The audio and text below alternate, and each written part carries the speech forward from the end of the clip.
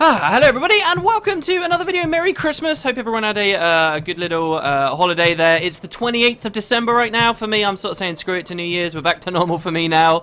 We're going to play some Grimrock. I did my test file for what's upcoming quite a few days ago now. But I'm going to wing it. Probably record a couple of episodes in a row here. Until I get back to where I was, because this floor ends in a very interesting way and I fancy seriously sitting down and playing some Grimrock. So let's do this. I want basically, as we move into the new year here, because we're kind of getting pretty close to the end of the game, to actually be done with a lot of this stuff. So let's get started with it. This is it. This is the beginning. So strap in, guys. Here we go. If you remember, we were last in the Wormbound Catacombs. And we kind of did this loop around a central area. We heard a story about some guys, the O-Rules, I believe they were, or the Wormbounds, I guess. One of them was O-Rule Wormbound. These tamers of dragons who broke their treaty with the dragons and gifted one of them. And I believe it's a wyvern. Someone explained in the comments. Basically, a wyvern is like a dragon, except instead of having 2 legs and arms, its arms basically are its wings, and otherwise it's fairly draconic. They broke their truce, gave one to the Island Master, and granted them immortality. And I guess we're expecting to see them somewhere around here. We've got a couple of things, 3 things actually, to have a look at. First of all, we've got this area down here, this ladder, which I guess we'll cast our light spell and drop ourselves down. We were using a bunch of bombs before as well. Let's throw some lightning at this guy. So we experienced one of these last episode, and I talked about something. I said that these guys didn't do something when they totally do something. Their attack does actually leash onto you. This here, I can't actually move while they're doing it, see, but they don't like do it permanently. I think they'd be much more threatening if they just grabbed on and never stopped. And as you can see there also, the other thing that this now demonstrates is that they will paralyze you too. And hopefully Jonker doesn't get paralyzed there, which he didn't, which is great. And down he goes, he dies. Later, Patho is actually going to recover from that paralyzation fairly quickly. So that's pretty cool. And you actually notice, remember, this is not petrification. It's a different icon we're seeing here. Paralyzation, I believe, means we can't actually walk around while we're paralyzed at the same time. I could be wrong about that. But people seem to recover it from it very quickly, so we don't have to worry too much. And yeah, that's another one basically that bites the dust. Here you'll notice, really last episode we should have come here first. We've got a couple of pellets, but otherwise nothing going on down here, just a scary monster. Some more plate. Now what I'm going to do with this plate stuff, and this might seem a bit crazy, is so that people don't get worn down, I'm actually going to put it near the entrance to the dungeon, since we are right near the entrance here. Most of the plate stuff we find is just going to get dumped here, because there's so much. Basically, there's going to be another full set of plate stuff we can have. And I'm still a little bit of a toss-up of exactly where I'm going to be putting that. So anyway, that's 2 pieces.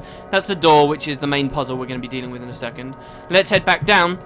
And, you know, the short-sighted adventurer might gather something from this alcove and then just leave. But, of course, there is a secret button in here. And this is the secret I was talking about last episode, guys, that is, like, ridiculously easy. And it's weird that it kind of, I don't know, you would expect more at this point in the game. You just open it up and there you go. Look, you're in a secret room. The secret procs, we get a tribal spear. Again, I'll probably place this up at the top. This is a light 2-handed weapon. By going into heavy weapons, we're allowed to wield 2-handed weapons in one hand. So this is where heavy stuff, I don't know, apparently you can wield, like, you can do this. If I max out light weapons, I can actually go 1 light, 1 heavy together, and supposedly that works. But yeah, so this is a tribal spear. It's got that throw special ability on it. Throws the item quickly at an enemy. Otherwise, we don't really care too much. And I believe the loot inside isn't even that great either. Oh, we didn't even need the lockpick. Yeah, we get another hardstone bracelet. We've had plenty of these. And 2 blood drop caps, which look absolutely enormous in that chest, don't you think?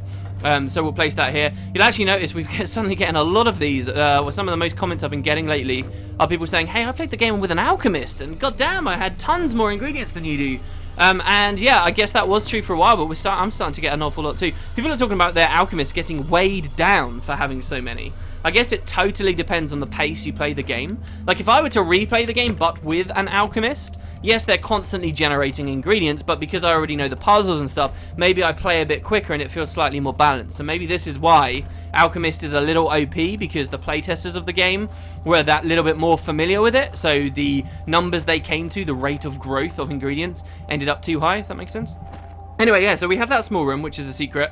One thing I didn't do my research on, but we're going to go and check out anyway, I'm pretty sure we'll be okay, is this other secret room over here. Now, I've heard a few things about this room, and really, it's actually one of the most dangerous rooms in Grimrock 2, because through some fancy trickery, some weirdness, you can actually lock yourself in, apparently, which is very odd.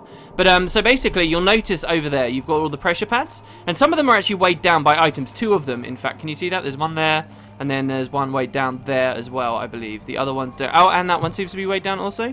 So what do you say, guys? We try and mirror this up, yeah? So we're going to weigh down this one with an arrow. We're going to weigh down this one with an arrow.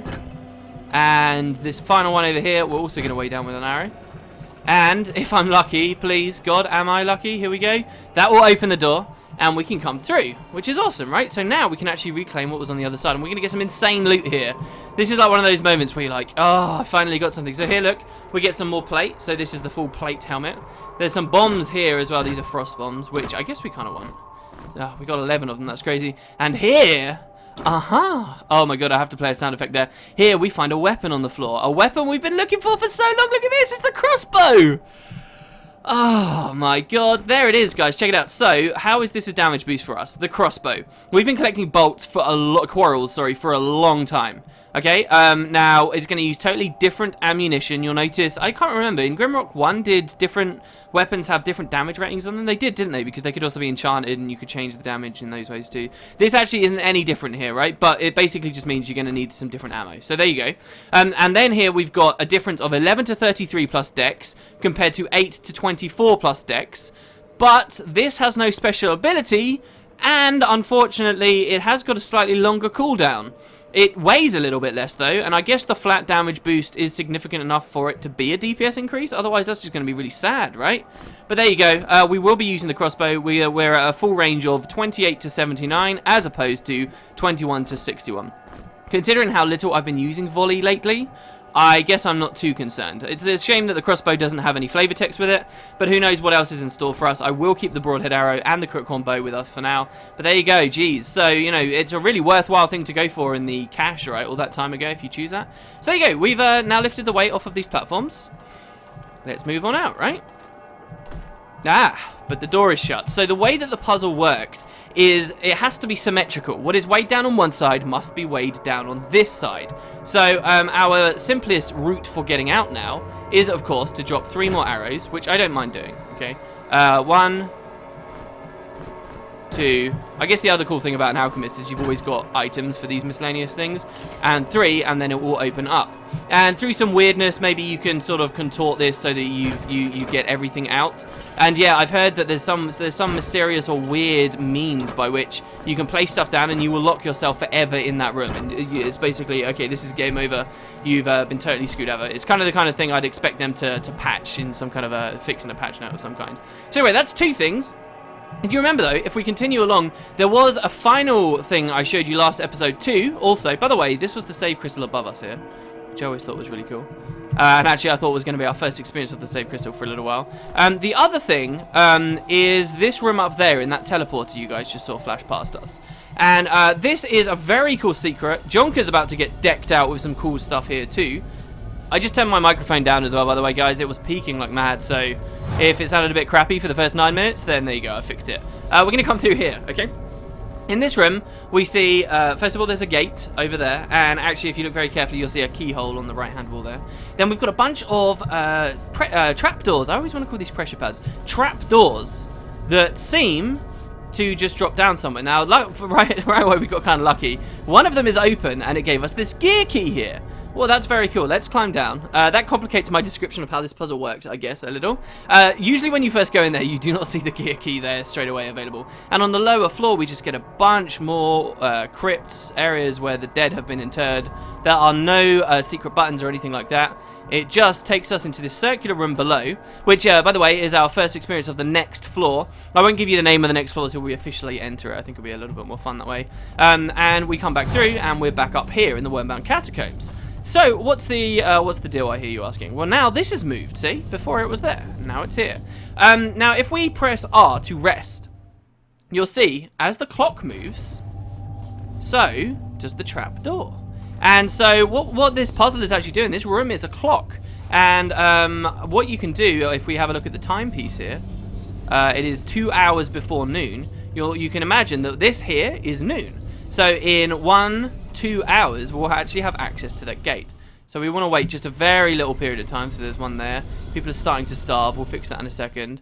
We don't want to go too far. And now this opens, we can move across. And so this actually took me a lot of fiddling around. I couldn't figure out why the pressure pad was moving. I didn't know if I'd missed some secret button. I didn't know if it was some weird configuration, some weird way I had to go through that teleporter. I was completely out of ideas for a long time, and then I sort of realized it was just moving on its own, and then I realized, hey, this is actually showing us a clock. So that's pretty cool. That's the way that puzzle works. I believe the first game had something rather similar too. Tikrit doesn't have any regular food, right? We're actually going to start running a little bit low on food, I think, maybe. I think Jonker is not going to be doing much leveling up for a while, I'll say that much. We're lucky he's got the neck chain. He would actually be seriously hungry himself right now, but the neck chain is helping him out, so that's fine. And yeah, so you want to do this to get both the key, which we already got immediately, and to get across over here, and press the gear key into this room. Also, I would recommend saving your game at this point, just because, you know, there could be dangerous stuff here, and we get a secret. So there's a torch here, which I guess we kind of want. I'm going to have to relight this spell, aren't I? And as we walk around, this is where my memory fails me a little bit. Oh, I've been doing so much for Christmas, guys. So much. It's ridiculous. One of the coolest things I did as well, aside from like seeing a lot of family and whatever, I went to the theatre for the first time in a long time. I went to see a pantomime. I went to see Cinderella. Oh my god, it was so good. I appreciate so much more, like the art on the backgrounds of the rooms, all kinds of things. It was brilliant. Okay, so check it out. I guess we're just going to have to pick this up. We find a new weapon here. This is a weapon for Jonker. This is Bane. Bane is a huge weapon. 22, 27 to 82 but plus strength. Look at that damage range. He goes up to 188 here. We get some rock golems come out, which we haven't experienced fighting for a long time. There's another one over here. Hopefully they won't injure us too much. You see a fireball just hit us. This is something I actually really don't understand, and I'm hoping to figure out pretty soon. Oh, and he's not weighed down this time. On my previous file, just picking up Bane weighed Jonker down so much that he could barely move. And I was just stuck there, hoping that the rock golems wouldn't just destroy me. You see, they still did quite a lot of damage, but check it out. This guy is massive. It will release enemies onto you. And I think for a little while, guys, we're actually going to start getting hit by fireballs. There's one. Did you just see it coming? Look, there it is. There it is. There it is. Oh, my God, it's an elemental. Whoa. And it ran into us. Actually, oh, my God, 3 of us are dead. Oh, my God. Okay. Oh, no, no, no, no, no. All right, get out, get out, get out, get out. There's another one. He won't follow me through that, will he? Okay, where's the save crystal? This is crazy, guys. I never really experienced that before. We're going to have to go in that room. Yeah, last time I was playing this, after I picked up Bane, I kept getting hit by fire. I didn't take massive damage like that. Here, let's cast the fire shield. Let's be smart here. And, of course, Sanon surviving here, by the way, is totally an example of the fact he's pretty much immune to freaking fire damage here. Look, he's got 100% fire resist, so he's actually fine. That's the reason he's alive and everyone else is dead, and we're not looking at a game over screen right now. That's the advantage of having a fire mage. Yeah, I kept getting hit by fire, and it was nothing this dangerous. I couldn't quite figure out. Eventually, it just stopped. But I guess there are these weird fire elementals that are charging us now. Okay, so there we go. We can hit that, regen up. This, again, is a little bit of an example, in my opinion, of the save crystals being a little bit overpowered in Grimrock 2. Let's head back down now, shall we? Where was it? Where's the... Why am I suddenly lost? Am I lost? No, it's up here. Okay, I'm not lost. I'm not lost. Let's head back on. If only because there's a little bit more experience for us. Look at this thing. Can we kill it with that? No? Alright. Well, look, that's severely reduced the damage that we're taking. Ah, we're 1 hour too far ahead now. That sucks. Can we not... are they going to keep spawning now, or what's going on here? They seem to just be coming from that platform out of nowhere. I mean, it's so random, and later on I started getting hit as well. I guess they're just going to keep chasing you. That's fine. We'll keep moving this around. Where's the timer at the moment? Okay, that's quite a while away. So, what do we want? We want, like, what? 1, 2, 3, 4, 5. Oh, you may have just seen a message on the floor, or it come up there as well, that Lotopatho seems strong. Something weird is happening with Lotopatho. I wonder what that could be, guys. Here we go. Not air. We're not an air mage. It's never happening. Where's that last guy as well? Oh my god, this whole episode has just ended up like secrets. I thought we were just going to do a tiny little bit. Hello. There we go, and Bane just destroyed him. Okay. Alright, let's talk about Bane for a second then. I think our relentless attacks from fire elementals should have subsided by now. He does get a special attack. So, Bane, this axe was gifted to Oral and Zarant Wormbound upon their arrival to the Isle of Neck. So, again, another gift from the Island Master, which we have now claimed. It has a special ability called Devastate. This requires Heavy Weapons 5 and Critical 1, which... Thankfully, if we have a look here, a while ago we went into critical with Jonker, so that's great. It's described as an extremely powerful attack that deals enough damage to bring down even the strongest foes. This attack is massive. It also comes at an energy cost of 80. If we switch to our other incredibly powerful weapon here, which has got 56 to 158, okay, so you can see Bane's going to be our primary weapon now. You'll actually see that the previous one only had an energy cost of 40. We could use it twice before Jonker ran out of energy. Well, now, if we're going to be trying to use Devastate, we need at least 160 energy to be able to do it twice. He only has 110 energy. And so what I might do now is swap around his necklace to instead be using the Spirit Walker pendant, because that gives us plus 50 energy, and that can be really, really useful. And I know he doesn't really benefit from the dex while Loto Pafo does, but being able to use Devastate twice is going to be phenomenal. So we'll do that. Immediately he's going to start feeling sluggish and slow. That's fine though. We can put the chains onto Loto Pafo and offload a little bit of his weight, I guess. So I mean, the Great Axe is really the main thing that's going to be weighing him down. Wow, just the Great Axe completely weighs Loto Pafo down. Well, we can put that on Tikrit. Tikrit's quite strong too. And what about the full helmet? There we go. Okay, so now we're sorted. And now we have 160 energy, as you can see, which allows us to use Devastate exactly twice. And that is that's pretty much perfect for us. And no one's weighed down. So, oh, and Jonker is now starving. Great, which means he's going to do less damage. That's fine. Well, it's okay. Now, one thing that many of you are going to start noticing is if I ever eat on Jonker and I didn't put the Spirit Mirror Pendant on him first, then yes, I've sort of messed up. I've missed a tiny bit of experience. It might happen. I'm just throwing it out there. If it does, let's not worry too much, shall we? And Tigger's about to level up anyway. All right, there we go. Jeez, thank God the hour didn't pass there. So that's pretty much it, guys. That's pretty much it. Those are the 3 secrets. But where does that leave us? That's all of the areas of this floor that we've now completed, we've now done. And we can't seem to make any progress in any direction. We're back where we were before. We've got some kind of a circular area. When we first entered, we saw this iron door, which I'll show you guys once again. How do we get through the iron door? What have we possibly learned throughout our entire experience here? Let's click the crystal again. Always good to get those auto saves in. We've got this story, which I'll tell you now doesn't actually help us at all with getting through. And the door, which is over here with the bridge. So one thing we did find quite recently, maybe you remember it from last episode, was was it Jonker that was reading it? No. Was it Tikrit? Was it Sanan? I guess Sanan was reading it. Okay, so we found this scroll. This is the solution to the puzzle. This is actually probably the most obscure thing that we've had to do in Grimrock that's required. The other really obscure stuff is cool, but it's been for secrets mostly, right? Well, now this is like a hard gate. It's like you can't make any progress unless you figure this out kind of thing, right? This is like the dumb people check, and it happens quite late in the game. But here, so we've got the scroll, and it reads as such. It reads under, and over, and all over again, and under, and over, sorry. So what this is actually referring to is the bridge. This is how we get through the door. We want to follow this rule. So let's just start here. We could start on the other side if we like as well. And hopefully the fact doesn't under the bridge there doesn't mess this up. So we're going to go under. And then we're going to go under. And now we want to go over. So we're going to climb up and we're going to walk across the bridge.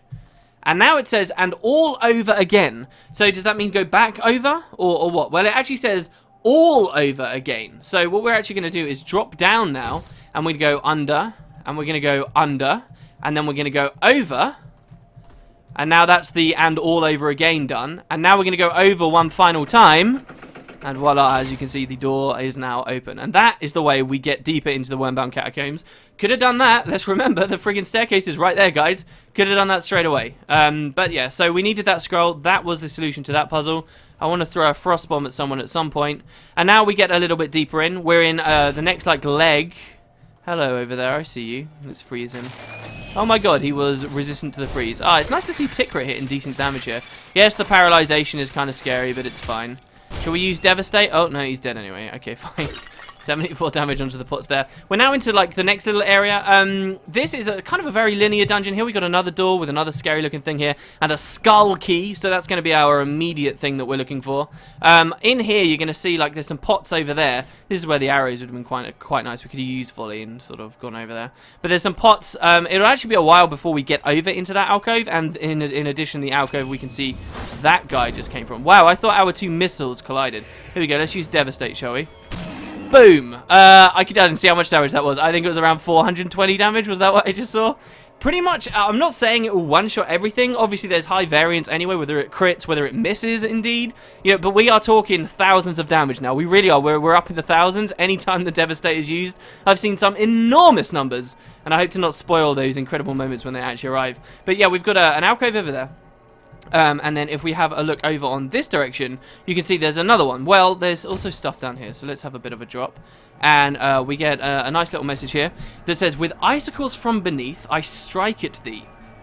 What the heck does that mean? Well, it seems kind of scary, right? There's a tome down there. How do we get rid of this force field? There is no current way for us to get rid of this force field. We, of course, know about this spell, which creates icicles, but casting it against this doesn't do anything, as though it seems like it might, because obviously they penetrate up from below, and then, of course, you've got kind of this weird magical contraption here. It doesn't do anything, so just remember that, and it will become very clear exactly what that is talking about quite shortly. We'll drop some more Falcon Scar in here. We've actually got 3 crystal flowers. I kind of want to wait before we start leveling with them again. Here's some throwing axes. I guess, you know, it's weird. I feel like if I was going to play the game again, I would definitely want a throwing weapons guy. Apparently they're better than missile weapons, and I feel like just your experience of when you'd collect this stuff. Like, would I really care about these throwing axes right now? Probably, I guess. I mean, requires throwing 4, yeah? So I don't know. That's kind of interesting. Obviously, we really don't care about that on this file. There's also a huntsman's cloak. Everyone's all cloaked up, though. So we're going to leave that. We're not even going to take that back to our store later with all of our, you know, our treasures and lovely stuff back up at the hub. So all we've really got left is to come through in this direction. And wow, hello. You came from above? What the heck? I don't remember that ever happening. Oh, and we don't get to use Bane either. God damn you. I should use Flurry. Oh man, having a fighter would have been really cool, just so that these wouldn't have felt so cumbersome to be using constantly. Down you go, thank you very much. I mean, there's very little chance they're going to paralyze your entire team, so it just seems like, I don't know, they're cool enemies, cool designs, not scary enough. Maybe if you're on a hard mode file. Oh my god, really? They're doing it like constantly. Do you know how many of these I killed before I realized they could actually paralyze you? A lot. A lot of them. Let alone like the rooting thing. That took me even longer to figure out too. There we go, we got some more pots. And we've got this room here. This is the Chamber of Zarant Wormbound, the immortal champion of Nex. Oh my god, wow, we've heard about Zarant a few times. We've also got this gate here. So we've got some kind of a split in the path. Well, maybe, guys, have a bit of a save. Oh no, I did not mean to do that. Okay, hold on. Have a save. I didn't even enter a description because we've got a boss fight. Hello, Zarant. Oh god.